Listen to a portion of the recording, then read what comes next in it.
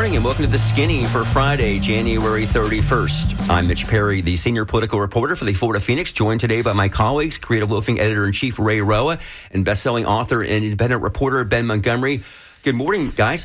Good morning. I'm hopped up on a Vietnamese coffee from Cafe Hey. I'm so excited for the show today. Same. And I feel like Senator Gruters is too. He's a little premature with his hello there. But yeah, we're going to get to Joe Gruters in just a minute. So, folks, hopefully you've been following, obviously, news. This has been a huge news week nationally, of course, but also here in the state of Florida and in Tallahassee, where there's essentially a low-level war going on between Governor Ron DeSantis and the Republican-controlled Florida legislature after the majority of Republican state lawmakers rejected DeSantis' proposal to crack down further on illegal immigration in a special legislative session that originally Senate President Ben Albritton and House Speaker Danny Perez had said was premature.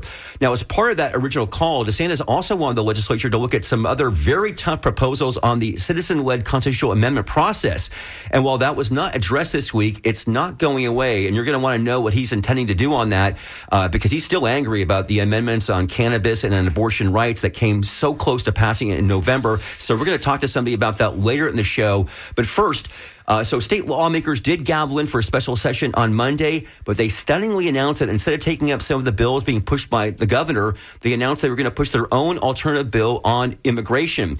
Now, the bill that came out this week would increase penalties for undocumented immigrants who commit crimes. It would make Agriculture Commissioner Wilton Simpson, a statewide Republican elected official, the state's chief immigration officer, empowering him to oversee the state's immigration enforcement efforts under Donald Trump, replacing DeSantis in that role. The bill also includes more than $500 million to help local law enforcement officers get the training they need to help federal immigration agents and reimburse state and local law enforcement agencies for the cost of sharing detention beds with ICE, U.S. Customs and U.S. Immigration and Customs Enforcement. That is all coming as Republicans in Tallahassee say they need to push these measures to complement President Donald Trump's program for mass deportations of undocumented immigrants. DeSantis has blasted the legislature's bill as very weak, and he says he will veto it. Now, joining us right now via Zoom to discuss this is the Republican lawmaker who sponsored the bill in the Florida Senate. That's Sarasota County's Joe Gruters. Good morning, Senator Gruters. Hey, Mitch, thanks so much for having me on. Great to have you on here with us, Senator Gruters, and welcome to The Skinny. It's certainly been quite a week, and there's really now a war going on online with the governor going on, as you know, conservative media outlets across the country condemning Republicans like yourself. How are you holding up right now? Listen, all is good. From my standpoint, we have passed one of the most conservative immigration bills that's ever been passed in the country. It's the first time ever where we have a mandatory death sentence for criminal illegal aliens who are committing capital offenses, who are raping kids, who are committing murders. That's the first time the bill has ever been passed with that. We've enhanced all penalties across the board for criminal illegals. So this is the first time we've had a pot of $500 million. And you mentioned the Wilton Simpson, Agriculture Commissioner. The one thing we're doing here is we're creating this new chief immigration officer position in this brand new office for the sole purpose of making sure we do everything the president wants. Obviously, I was the President Trump's Florida chairman in 2016 with Susie Wild. I was his chairman in 2020. I'm one of his top allies still. And the whole goal, and I consulted with the White House, we got the technical guidance to make sure we have everything the White House needs for them to do their job based on the executive orders that they've issued. And we're there. This bill is 100% for Donald Trump to do his job and to help him with his mission. And my commitment to everybody is, listen, I'm the president's guy. All I want to do is make sure that we're successful helping him be successful. So, Senator Gruters, I guess the first question is, when will this bill be sent to the governor's desk? That's a question for leadership. Unfortunately, I don't know what they're doing right now with the bill, but it's my guess is, we're trying to the governor came out and basically said he wanted to veto it. And I think that the goal is to try to be optimistic and try to explain all the great things that are in this bill. And that this is, listen, one thing, I passed a sanctuary city ban in Florida back in 2019 with the governor's help, working in lockstep with him. We passed the E-Verify bill. We passed other bills.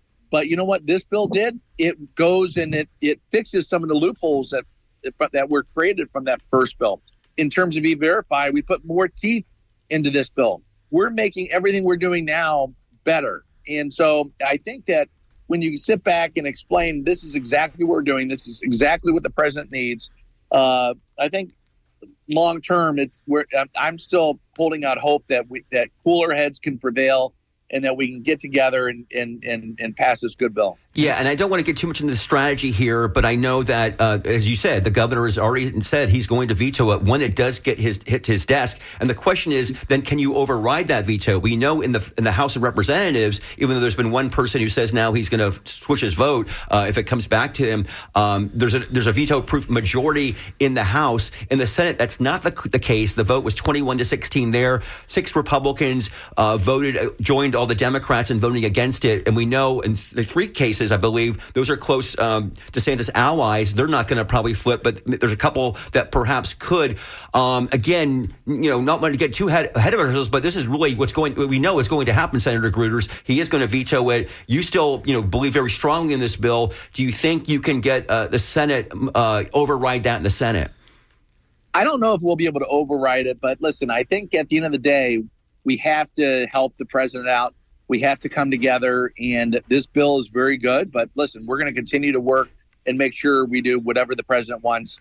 And so I don't know exactly what will happen in terms of my Senate colleagues or the leadership, but I know that I'm fully committed to making sure we give the president whatever he needs to do. Okay, if you're just tuning in, folks, you're listening to The Skinny here. We're speaking with Sarasota County State Senator Joe Gruters, who is the sponsor of the bill, the immigration bill, controversial illegal immigration bill that was passed this week in the legislature, the bill that Ron DeSantis is condemning.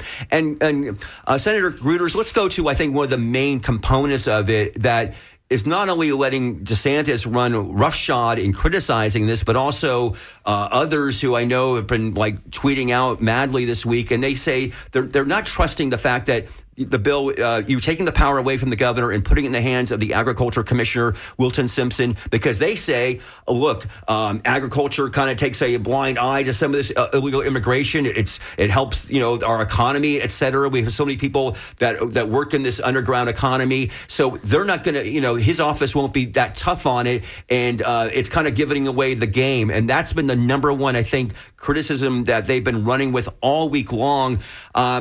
And why? Let's just ask you this: why was the taking the power away from the governor's office to the commissioner of agriculture in this case? Well, here's reality: the governor's very busy, does a good job. I'm glad he's so focused on immigration. Like I said, I passed the sanctuary city ban with him in lockstep, and it's beneficial for Florida to have a governor that wants tougher policies like he does, and so that we're all in favor. But don't forget, he's had the E-Verify under his office. He runs 25 different agencies. All this immigration stuff is spread out all across state government, and what we're trying to do is be laser focused. Right. And Joe, and there's four statewide elected officials. Right now with the E-Verify office, there was 8 deficiency letters issued in 2022. Right. Now, since I brought that up, there's been a flurry the last 2 days. And so now they're finally coming around and saying, okay, we better get to work. This is what I want to ask you about. My goal is, what I'm trying to do is have a laser focus, a whole office, this transnational terrorist gang, task force that will go after high priority targets. We have 17 new attorneys for the E-Verify office. Do we need this, sir? Do we need this? Why didn't we need it on January 19th? Is it that pressing? Well, because the problem is ICE at the federal level wasn't willing to deport people. Is that right? Were we after ICE at the federal level? Have you been asking ICE to deport people? Yeah, at the local level, we have every county where there's a sheriff. They've been fully participating with the 287G program. And what happens is when they call ICE, you have 48 hours to pick them up. That's one of the beds. When I talk about beds, that's the issue with the beds. They have 48 hours to pick them up, and if they don't pick them up, then they get released. And so, yes, we need greater collaboration because now ICE is now tasked with picking these criminal illegals that have detainers up at the local jails to make sure that if you're an uninvited guest in our country and if you're committing crimes, yes, 100% you should be deported. We should be doing everything we can to help not only with those detainee requests, but to go after high priority targets like members of the cartels, gang members, and other individuals who have previously been deported in our criminal criminals inside the system. Senator Gruters, you mentioned a moment ago about E-Verify, and we saw this with the Tampa Bay Times. Lawrence Maurer had the story that, and I guess this is the point about this, and you saw Senator Pizzo talk about this on the Senate floor on Tuesday night. There have been a lot of measures you guys have passed the last 5 years or so on undocumented immigrants, but it hasn't really been working. Until that story came out the other day, like E-Verify, which was passed a lot of heralding how tough that was a couple years ago, and then there really wasn't cracking down on any of these businesses very much at all. Senator Jason Pizzo, your colleague there from South Florida, he had a kind of a long little monologue there at the very end on Tuesday night saying that it's been a lot of talk that Ron DeSantis is not really good at actually going after undocumented immigrants. And there's been a lot of money spent on this, but not really a lot of success. What are your thoughts about that? Well, my thing is, listen, he's running 25 different agencies, running across the country, running for president. I think he does a very good job of at being governor. However, that's one of the things we were looking at, and how can we do a better job? It's nothing against DeSantis and the job that he's doing. It's more about, and when I tell people about Wilton Simpson, we have 4 statewide elected officials.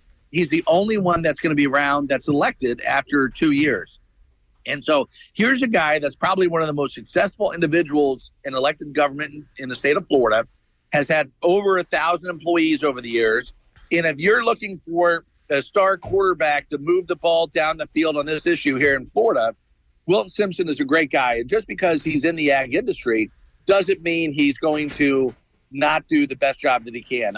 My bet is he'd exceed all expectations, and he'll do an excellent job. And so I think the governor's very good at what he does. I think Wilton's very good at what he does. But what we're trying to do is try to create a laser focus in a whole new branch of government where people could be accountable to the people, rather than putting some unelected bureaucrat in charge and having them, through the governor's office, run it where there's no accountability. Senator Gruters, the Democrats are going to do whatever they want to do with this, whatever's going on between Republicans. But how worried are you that voters, even some in your base, will see this back and forth between the legislature and the governor vetoing, not be able to, supersede that veto? How will it hurt you here in a couple years in these next elections? Are you guys worried about that at all? Listen, who I feel bad for are the 100 members of the legislature that endorsed Ron DeSantis that are now at odds with them. We all know how powerful the Trump endorsement is. As a matter of fact, just this week, we had 2 Republican of our colleagues, Randy Fine in a 3-way race, got 83% in a district that's 90 minutes away from him. And then Jimmy Petronas in a 10-way race got 62 or 63% in a 10-way race with Trump's endorsement. You mentioned I've already been endorsed by Trump for my statewide race, chief financial officer. But where are those 100 members of the legislature that put their necks out on the line to help the governor? And now, rather than working with the legislature and trying to find common sense solutions, he is bullying them and trying to beat them up. And I really feel bad for those members who are trying to do their best. And at the end of the day, I don't know what's going to happen with them. But the people on the Trump side will still be on the Trump side. And just like I said at the beginning of this program, everything I do is for the benefit of the president and helping advance his mission. Senator Gruters, can you let us in on a little bit of the chatter and the fallout since the Republican primary? What are your colleagues saying about Ron DeSantis, who was trashed by Trump in this primary and now seems to be going back and genuflecting? Well, listen, the governor, he's not stupid politically. He wants to, Donald Trump crushed him in the presidential primary. But Ron DeSantis, he's up in 2 years, and where is he going to go? I think he's looking for a landing spot, and he wants to make sure he's helping the president. And yes, there's no doubt that the governor's proposals are good too. Our bill's good. We went directly to the White House and got the technical guidance, and I think the governor got technical good guidance from other members of the White House. And so both bills are good. They're different. The one thing is the DeSantis versus the Simpson piece. And at the end of the day, like I said, my goal and that of most of my colleagues is to help the president be successful. Let's get these bad criminal illegal aliens that are in the state of Florida. Let's deport them. Let's end all type of incentives that give people the eagerness to move to Florida if you're illegal. And let's get rid of these uninvited guests around. Well, and when you first started rattling off the conservative bona fides of this bill, you mentioned that the death penalty for capital crimes would be invoked. But are you worried that itself is a glaring constitutional issue because the Eighth Amendment prescribes a mandatory death penalty? No, there's been some cases where I think we'd have a defendable position, and we're willing to fight it. Which cases? That I can't. If you go back to the Senate floor and hear Randy Fine speak, my co-sponsor, he was the one that took this portion of the bill. Okay. Two more questions for you, Senator Gruters, and then we'll let you go here. You mentioned Randy Fine, your colleague in the Senate. He chairs the Government Oversight and Accountability Committee. You know, you've been seeing some of DeSantis's press people going off on Twitter the last couple of days, or X. He says he'll be holding a hearing about the social media practices of the governor's top communication staff. He told Political Playbook he intends to try to find out how much time staff are spending on social media during work hours by inviting them to testify at the hearing. Do you support him in that effort? Randy Fine is one of the most, he's one of the greatest members of the Senate of all time. He's a close personal friend of mine, and whatever he wants to do in terms of his oversight committee is fine. I think that he's probably trying to watch out for tax dollars. And at the end of the day, listen, we're all going to come together. You know, listen, families have squabbles every once in a while. We're going to get past this. We're going to come together. And it's and the most important thing at the end is that we continue to do the absolute best job on behalf of the citizens of Florida, regardless of some of these minor battles that we're having right now. Sure. And this last question for you, Senator, and that is, again, we're speaking with Senator Joe Gruters, the sponsor of the immigration bill that passed this week in the Florida legislature. Let's go back. You know, I'm going to talk later in the show about the constitutional amendment process here. Going back, you're a big supporter, of course, of Amendment 3, the cannabis amendment that would have legalized recreational weed in the state last year. I know you were critical of DeSantis when he used taxpayer funds to campaign against that. Would you be interested in seeing more of an investigation on that, specifically him using some of the opioid settlement funds, urging voters to reject Amendment 3 last year? Yeah, listen, I don't think taxpayer funds should ever be spent for political purposes and propaganda. I think that's against everything we stand for, and no matter what side you're on. And I think it's important to be able to give the power to the people. And it's just like we banned the local governments from coming out on behalf of local amendments and stuff like that and using tax dollars to do that. The state government should follow the same rule. It's not a good idea ever to allow governments to pay for political propaganda. It's wrong. Okay, we'll leave it there. Senator Joe Gruters from Sarasota. Senator, thank you for your time this morning here on The Skinny. Thank you, guys. Bye-bye. Okay, we're going to hear now from a Democrat perspective. And the Democrats, there's not a lot of them in the legislature, but they are there, and they all voted against this. And joining us right now from Miami is Democrat State Representative Ashley Gant. Good morning, Representative Gant. Good morning. Can you hear me okay? Absolutely. Thank you so much for joining us here, Ashley. Really appreciate it. So you voted against this, as did all your colleagues in the House. Tell us your biggest concerns about this bill. The biggest. Let's choose. The bill itself. How about that? Yeah. So I am an attorney by trade, and I had the fortune or misfortune of practicing immigration law. And so coming from the legal perspective, immigration is solely a federal responsibility. It's the federal jurisdiction.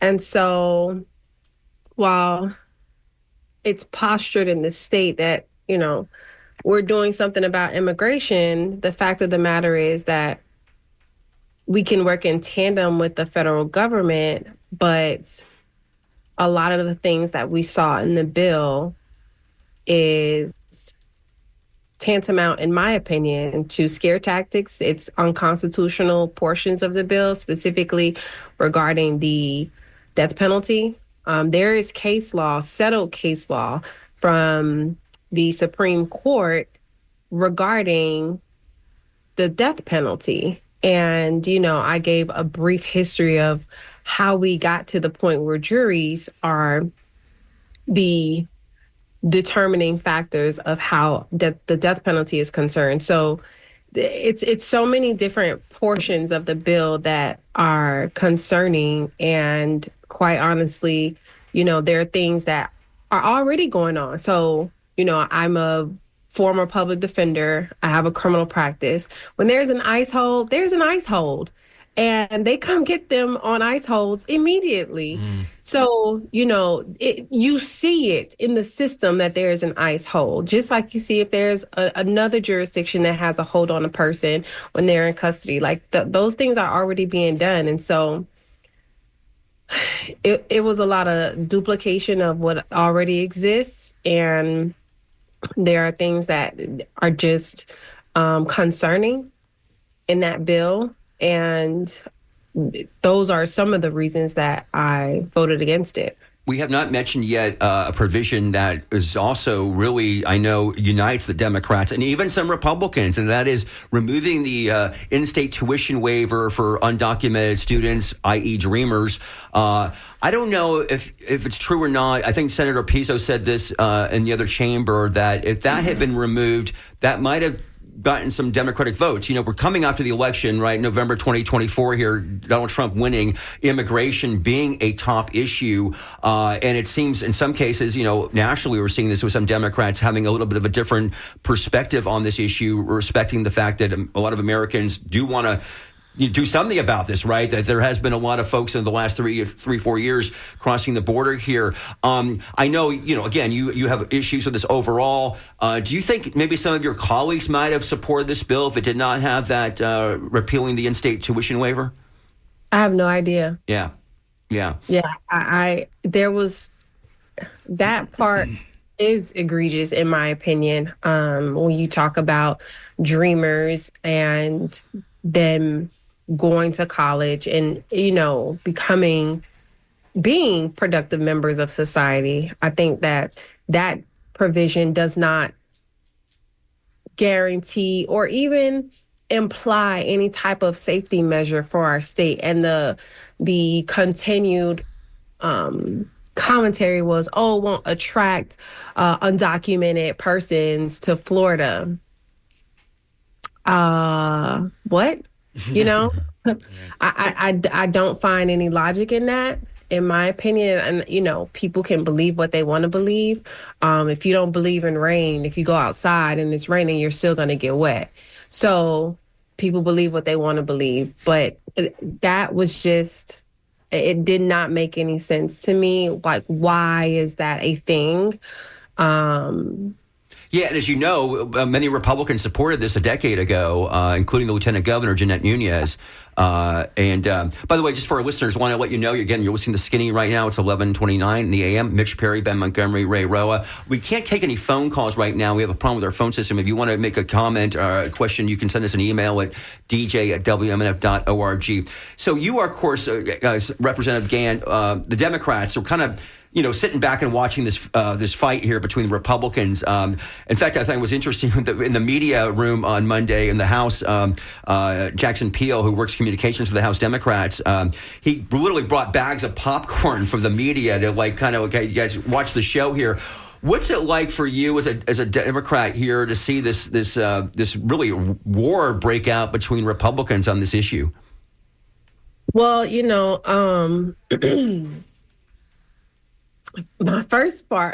I have a couple things to say, okay? The first thing is that's not my business. So what my business in Tallahassee is working for my constituents and the people of Florida. And so there are elders in my community on fixed incomes who have to choose between rent and groceries. That's my business. That's my concern. There are families who, with the increase in minimum wage, are becoming ineligible to receive scholarships for early learning care. That's my business. We have veterans who need help. We have a mental health crisis in the state of Florida. And so squabbling amongst men in the same party is not really my thing. I will say that I am pleased to see that we are moving towards having an independent legislature instead of it being another agency of the governor's office. I will say that because we have three branches of government for a reason, for checks and balances. And so that part was, it was heartening to see the reclamation of the independence of the legislature, because that's absolutely needed, because then you can actually address the needs of the people instead of being another arm or extension of the governor's office. And so that's, those two pieces are those commentaries are all I have about that. Yeah. People need help. Like property insurance. I have constituents continuously talking about property insurance, and it's a concern. Like what bothers me is, and this is the eternal optimist in me and who I am. When we go to Tallahassee, I firmly believe like we are tasked to solve these problems. And so it bothers me when we make, and I say we, speaking as a body, not as me individually or even my caucus, but when we say we can't get things right or perfect is the enemy of good, we are literally in the power and we have the power and we're in the position to make sure that we have it. We can create a perfect bill. And, it just, that frustrates me about the whole process, because there are great ideas on both sides of the aisle. So I am a firm believer that a good idea is a good idea no matter who it comes from. But what I've learned in my first term, my first 2 years, is that's not true in Tallahassee. And so you have to maneuver around that in order to get this good policy that you believe in to get over the finish line. And so what does that mean? Now, I am very optimistic about a good idea being a good idea, no matter who it's from this next term. But like that's what I'm in Tallahassee for, because I would rather be home with my family and friends as opposed to just up there. Right. Now, we have a new house. Oh, go ahead. Well, I was curious if we've talked yet about the fiscal implications of this bill. I'm just pulling this up now. This is expensive. It creates a new office. We're talking about $500 million in non-recurring funds. $509 million. Okay. So, honey. I mean, we're talking about creating a level of government that does not exist right now to enforce these laws at an incredible cost.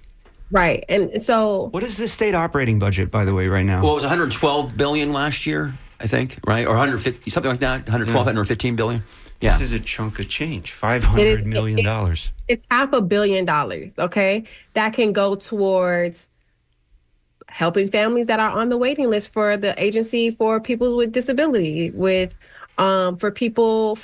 families who to expand Medicaid. Like there are so many other things. There are so many other things that this money can go towards, and it's not. And so the fiscal, we asked questions. So I actually wasn't assigned to any of the committees, but I did have an opportunity to listen to the committee. So the first time I had an opportunity to ask questions regarding the bill was on the floor.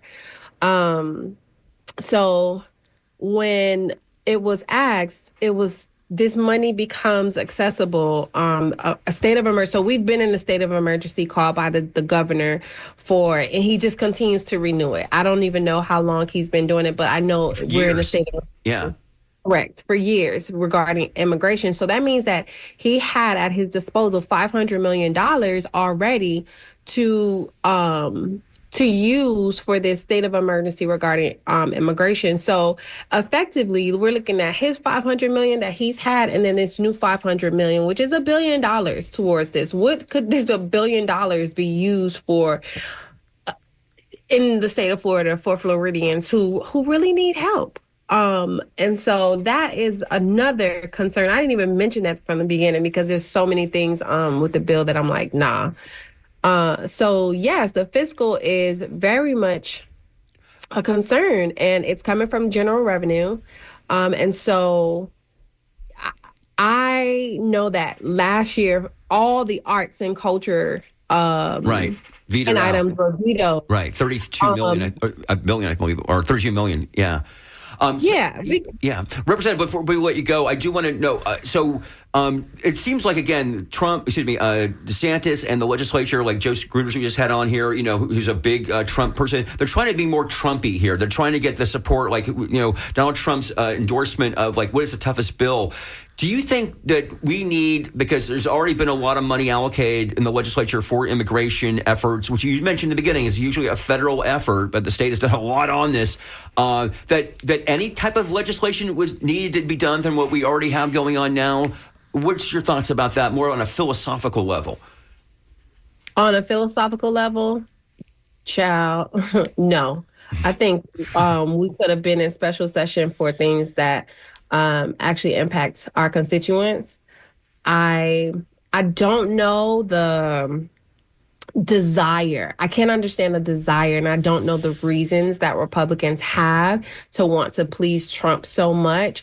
And quite frankly, that's not my concern either. Yeah. Again, I am here.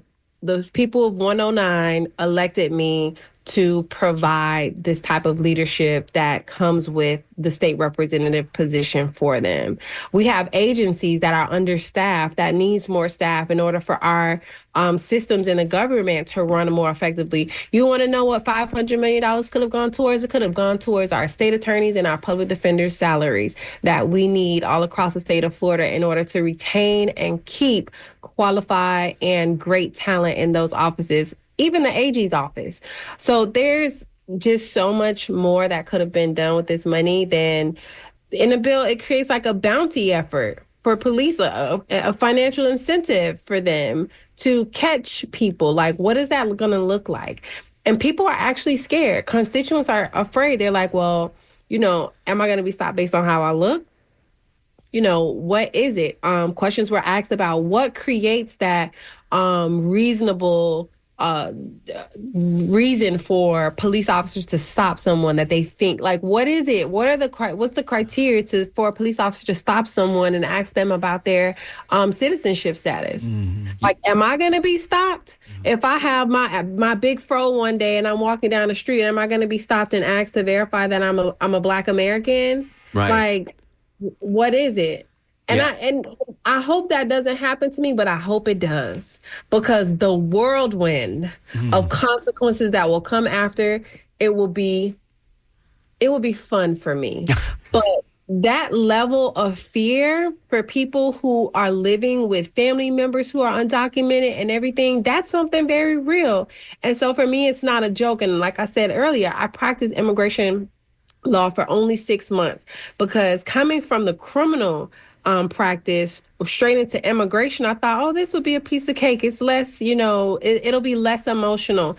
It was significantly more emotional, so much so that after a couple years in criminal, I went back to after a couple years in criminal, I went to immigration for only 6 months and then went back to criminal, because the emotional toll on immigration attorneys is tremendous. Does immigration need to be solved and more viable solutions? 1,000%. And that goes across presidencies, okay? Republican and Democrat alike.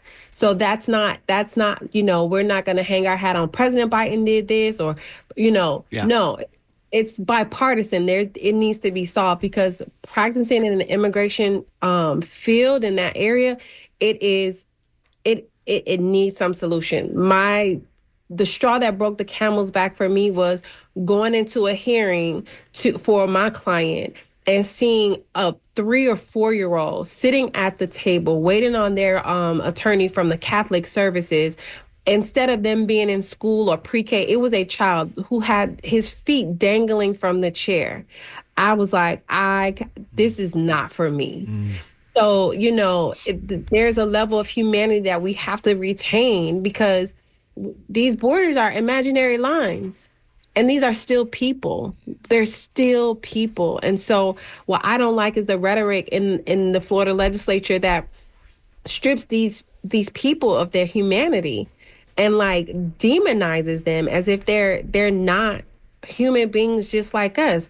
There are crimes that happen with American citizens and non-American citizens. Right. Like, crimes happen all over the world. That's not what we're arguing. When these people are charged with crimes, that's an automatic order of deportation. This is happening already. And so I don't think this bill is a solution. All right. I voted. Yes. So. Representative Ashley Gant from Miami. Representative Gant, we really appreciate you joining us here on the Skitty. Thank you so much for your time this morning. Thank you. Thanks so much, guys. All right. Okay, we're going to talk now. Stay on this bill for a few more minutes before we talk about the other proposals that didn't come up this session that are going to come up in March. That we want to talk about in terms of petition, getting signatures on a petition that are really scary. But first, one more aspect on this, and that is about, we mentioned it, the in-state tuition part. Joining us now, somebody else who's actually studying immigrant rights right now is Grace Van Hooser. She's a graduate student at Florida International University in South Florida. Good morning, Grace. Morning. So, Grace, we know you were on a call the other day that the Florida Democratic Party put out, I think it was on Wednesday, criticizing this bill and the initiative here. And you were there to talk specifically about the removal in this legislation, which whether it happens in this bill or not, DeSantis may very well veto it. But we know he's been saying this for weeks that he wants this to be removed. And Jeanette Nunez, who supported this in 2014, she wants to get rid of this too. Why, in your opinion, is this a really bad thing to get rid of the provision that benefits children of not only of the Dreamers, but also children of veterans and students without reliable housing or living in abusive households? That's part of the legislation that passed in 2014 regarding college students getting a waiver from with the full fees to go to Florida colleges or universities. Yes, this bill is going to cause some really cyclical issues should it pass. I talked in the press conference on Wednesday about we have a point of comparison right now because these same bills have existed in Georgia for now over a decade, and we can look at the impact that they've had. It's been basically 100% negative of an impact. Students that have been subjected to the bill in Georgia have been forced to stay in, as you're talking about, dangerous living situations. They haven't been able to get the education that could put them in the position to get out of these situations. In Florida, just looking at price alone, it's going to cost students an extra $22,000 a year, which for students that already don't qualify for federal aid, which is the students that they're targeting, $22,000 either out of pocket or in private loans is debilitating. I can't fathom being told that you have to take out an extra $22,000 a year when you've been under the impression your entire life that you're going to get to pay the same amount as your peers. Because that's the whole thing. These are students' peers. These are kids that grew up here. These are kids that consider themselves U.S. citizens that are being told that they are not, they're less than their peers, right, despite the fact that they have done exactly the same thing as their peers. And most of them are here by absolutely no fault of their own, but yet they're being punished. In 2014, Jeanette Nunez was the one who pushed this bill. And it was because she said, why are we going to punish children? I don't understand where they believe that this situation today is any different than it was in 2014, because it's not. In fact, the number of students that are going to be impacted is substantially lower than they're making it out to be. There's about 40,000 students undocumented students in Florida's higher education system. Only 6,000 of them have been benefiting from this bill. So it's not even impacting a quarter. We're taking away just 6,000 kids, telling them that they're not worthy of attending these universities. You know, again, we're speaking with Grace Van Hooser, a graduate student at Florida International University, focusing her studies on immigrant rights. I don't know if you saw this during the discussion on Tuesday night in the Florida Senate on this provision, because there was a couple of senators, Republican senators, the one from Miami, also Jennifer Bradley from the Northeast Florida area, who voted for a amendment that was proposed by, I think, Democrat Chevron Jones in the Senate that would grandfather this out, the in-state tuition, for 4 more years. So people who are in school right now who are getting the benefit right now. That waiver could continue their studies. That did not pass. They voted for it, and they voted against the bill ultimately overall. So there were some Republicans who felt like Jeanette Nunez did 10 years ago, and many other Republicans, we should say. What is your concern? I don't know if you saw though, Grace, is that Senator Kathleen Passidomo. She said that she's going to fund on her own, try to find a dreamer, because she thinks the bill is good the way it was written on Tuesday, but yet she kind of, I guess, feels a little guilty or bad about this and wants to fund it out of her own pocket. And she was on to encourage other people. So basically, a GoFundMe page for these dreamers. What did you think of that concept? I can appreciate it, but it's not practical. I've researched a lot on what the impact will be, and looking at a program like that, I mean, just looking at general scholarships, because that's been, I've heard a lot of arguments of people saying, well, they can just qualify for scholarships. These are generally low income students. No, they can't. These programs are not, again, 6,000 students is small in the grand scheme of how many students attend these universities, but 6,000 students is still a lot of kids to come up with an extra $22,000. So I appreciate these programs, and I do hope that should this bill pass, that there will be people reaching out to help, but I don't think they're practical. I don't think they're going to work. Nothing like that has ever worked in Georgia. And I'm just using that as the example because I grew up there. I have seen how it affected my peers. And I think it's scary that these students too are going to be promised that someone's looking out for them, that don't worry, this GoFundMe page will help you get your education. And then, time comes, they have to pay their tuition. And what do you know? 6,000 other kids were in front of them and there wasn't enough money to help. Or the scholarships were too competitive because there are 6,000 extra applicants on top of it. There's only so many scholarships. Grace, I think that it's going to hurt. Grace, you heard, I don't know if you heard Representative Gant just talk about the emotional toll that immigration law can take on a person practicing it. But you are all in on this. From your seat right now, looking into the future, what is it going to take going, 10, 20 years? What do you tell young people now who have a heart for this or think they're willing to do the work? How can they get involved, and what will it take for them to be there for immigrants going forward? Well, for anyone interested in getting involved, there's a lot of nonprofit organizations that you don't have to have any legal background. I don't have any names off the top of my head, but a lot of firms right now are getting told that to stop practicing, a lot of immigration firms, which is a really, really scary thing. Not only is it these clients are being told that they aren't going to have help, these attorneys are being told they're not going to have a job. So it's going to hurt a lot of people, but I know that firms like that are really looking for people to come and help. Even if it's just filing documents, you can reach out to local firms, but it's good work. People talk about that it's really heavy, it's really hard. They don't understand how you can keep doing it. But you have to remember that you have to. If you don't do it, no one will. It's scary to be the person speaking out against, at this point, the government. But I think you just have to remember that it goes so far beyond you. I feel super thankful to be able to talk about this because I'm a citizen. I was born in the United States, and I have so many peers that are super passionate about this, but they can't talk about it because they're basically snitching on themselves, on their family. They're putting themselves in danger. So I think it's important that those of us who aren't going to get in trouble for talking about it need to be talking about it, to stand up for those who are about to have some really awful things happen to them by the people who are supposed to be protecting them.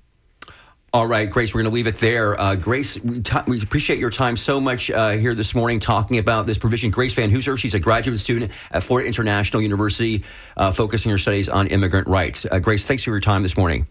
Absolutely. Thank you for having me. Great. Thank you very much. Okay, now the last part of the show, we're still going to get, I wanted to reserve a few minutes of this show. We've been talking all about the immigration bill, you guys. There was, if you remember, Ron DeSantis the last few weeks had been saying it wasn't just going to be the special session on immigration, although obviously that's what he cared about, but he wanted to make it seem like it was going to be comprehensive. So it was also going to talk about condominium reform, hurricane relief, and also changing the ways that we get citizen petitions on the ballot, which, as we all know, are very hard to do, very expensive. Both Amendment 3 and Amendment 4 last year, the measures on abortion rights and on marijuana cost over $100 million. But now the governor wants to make it much harder because he was very unhappy about that. As you know, he campaigned last year against that. So there's some proposals that have been floated out. DeSantis himself put out there that we're not part of this, but they're going to, I'm sure, come back in March. And joining us right now to talk about that is Brad Ashwell. He's the Florida State Director with All Voting is Local Florida. Brad, welcome to the Skinny. Hey, thanks, Sean. Glad to be here. All right. Actually, Mitch here, actually, but it's all good. Sorry. No problem, Sean and Brad. Okay, so, Brad, I really wanted you on here because I want our listeners to be prepared for this because, again, it almost seems like, look, I think if Ron DeSantis had his way, we wouldn't have constitutional amendment process. They've already, legislature we all know has made it very hard, or the voters have, right? It's 60%. We all know that's very tough. Both the marijuana and the abortion got well over 50%, didn't get 60%. But now there are proposals that DeSantis floated out there that I'm sure is going to be written by a lawmaker. Let me just talk about some of them I saw here. One of them would be that it would limit individual voters signing petitions at a county elections office or submitting their signed petitions by mail, like voting is done right now. Brad, that's very different than how people collect signatures right now for a cause such as, say, Amendment 4. That's right. No, this completely takes third-party petition gathering out of the process and will basically burden supervisors of elections with handling all of it. So basically, groups or sponsors who want to move a petition, they have to go through the supervisor of elections, drive everybody to that office to either do it in person or by phone. Supervisors will be required to set up something on their web. They'd be able to do it to some degree telephonically, but it would all go through the supervisor of elections. You wouldn't see people at Publix gathering petitions. And really, it's just part of I think you were talking about it earlier, it's just a larger pattern over the past decade and a half of them trying to make the process harder and harder, sort of a death by a million cuts strategy. There's also, another proposal would be anyone who collects more signed petition forms for someone else must be verified, and they cannot collect more than 2 signed petition forms for individuals other than themselves or their immediate family. Right now, as we mentioned, these groups, these third-party groups that come in, many of them from out of state, right? They changed the law years ago. It used to be you could get paid for petition, for signature itself. So how many signatures were signed? It was an incentive for the petition gatherer. Then they changed that. So I guess they get paid by the hour now. But again, these people could not basically do that right now. And he's also saying the other overhauls would allow the Secretary of State to decertify a petition if that official determines an initiative, quote, did not obtain the requisite number and distribution of valid signatures, and allows citizens to challenge the certification. What are they talking about here? Yeah, I mean, this is really what we saw them try to do with the abortion amendment this past cycle. And I think it's probably the worst part of this bill that was floated. I mean, just take a step back. So this bill was floated by the governor's office during a special session he made the legislature move forward on. They quickly gabbled in, gabbled out, killing all the bills he had filed, killing this bill.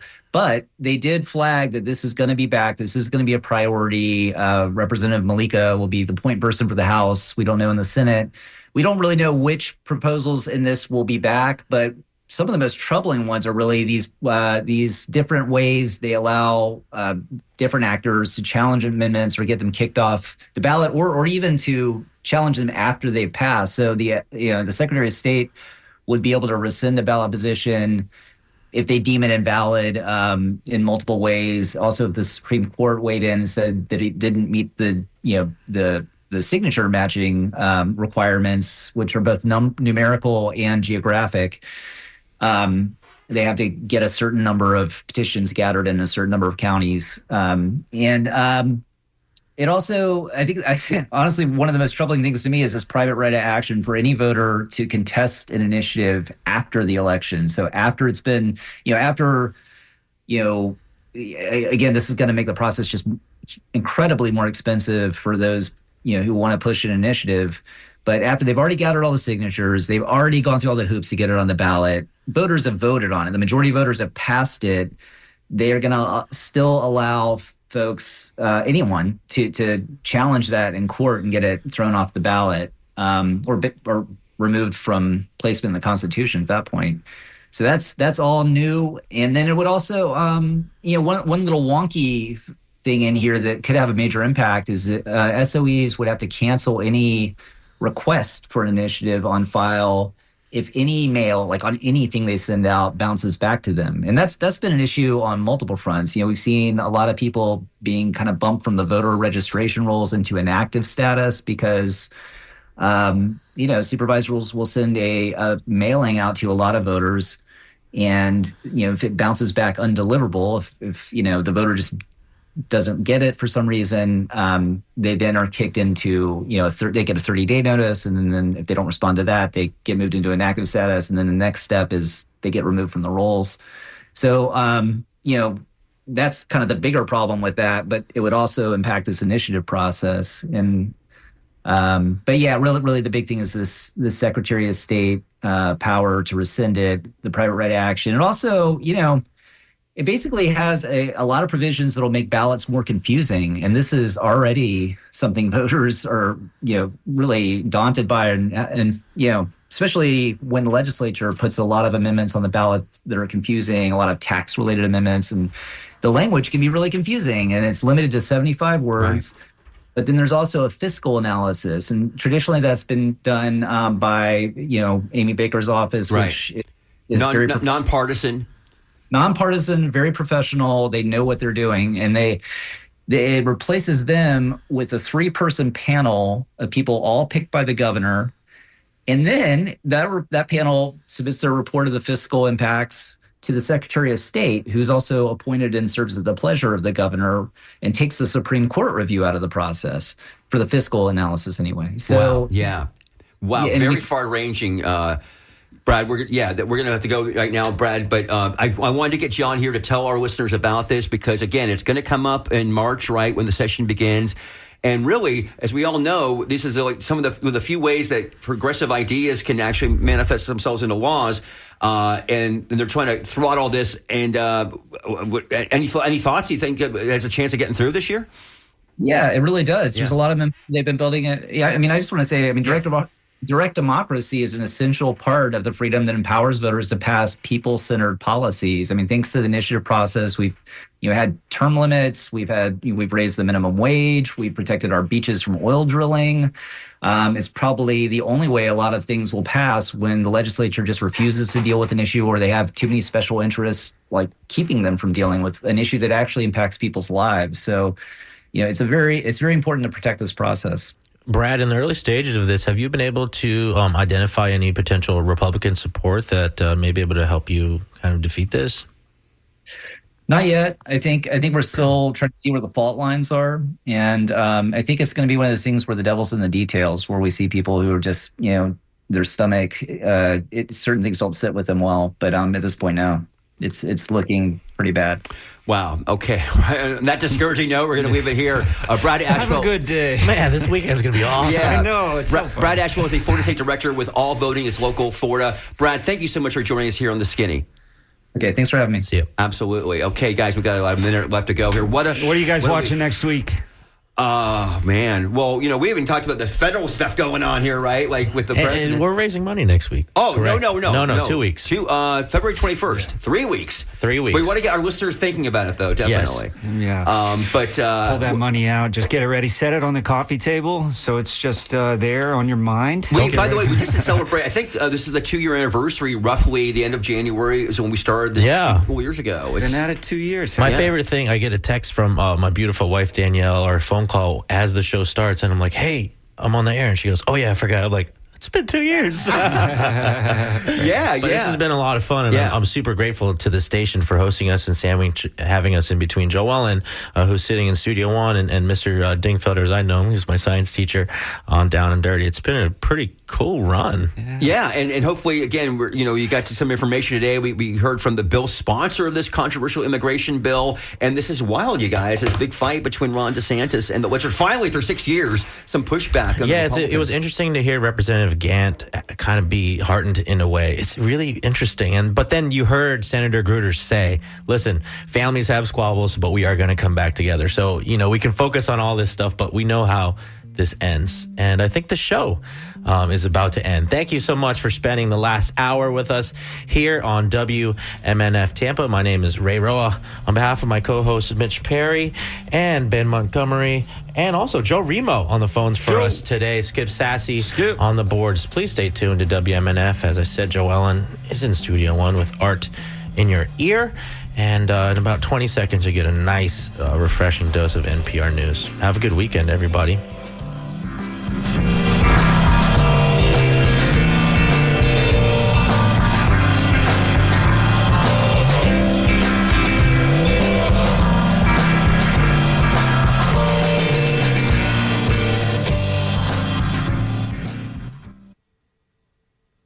Live from